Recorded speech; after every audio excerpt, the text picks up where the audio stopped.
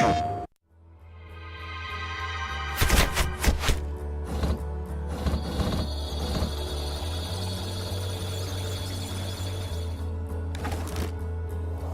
wanted to have a big world for Watch Dogs, and it is. I mean, you can drive a very fast vehicle and cross the city, and we wanted to keep all the details and all the density of the city as you crossed it, and at 200 miles an hour. But more importantly, we wanted to have a deep city. We wanted depth. We wanted a lot of density.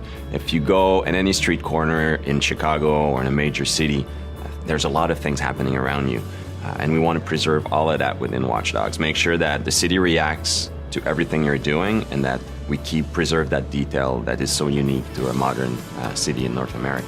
So at the heart, it's the same game's vision, right? We're starting from a vision, and then Disrupt is a very scalable technology, very scalable game engine.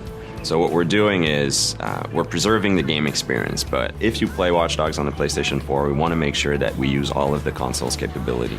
So all the game spiller we're able to make longer and stronger. All of the details in the game we're able to push forward. We have more details, more immersion. We're able to increase connectivity, increase the density of things. So it's the same game experience, but basically magnified on the PlayStation 4. It's not just the capacity of new machinery, it's also the capacity of players to create, to interact, to socialize. So when we started to talk about Watch Dogs to Sony, they got it immediately. It is the players and their behavior that will actually bring what next gen actually means.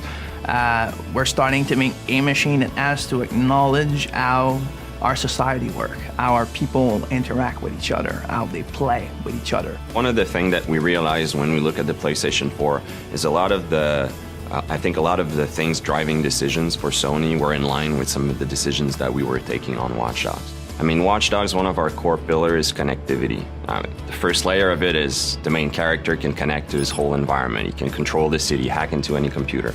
But the game itself, we're applying it to the game. So the game is connected in many ways. So we want the player to be able to connect to Watch Dogs even through his mobile, be able to play directly with people who are on their console, who are on their PlayStation 4, even if he's on the bus.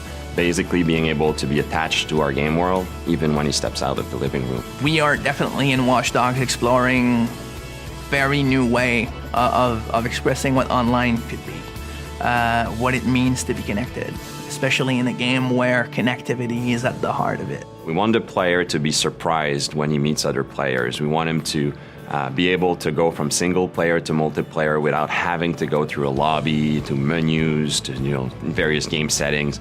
We want things to be natural and want him to go to breach the wall between single player and multiplayer if you want. I like to say that the best moments in Watch Dogs, the player is going to create them, and those are the moments we want him to go, when he goes to the office or at school the day afterwards.